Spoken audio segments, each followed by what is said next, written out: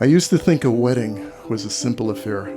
Boy and girl meet, they fall in love, he buys a ring, she buys a dress, they say I do. I was wrong. Like water on a glass table. You fathers will understand. You have a little girl, an adorable little girl, who looks up to you, adores you in a way you could never have imagined. I remember how her little hand used to fit inside mine. Just looking through each other. Like water on a glass. You worry about her meeting the wrong kind of guy.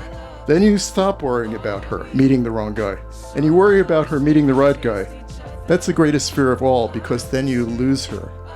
But fortunately, I lost her to the right guy, David.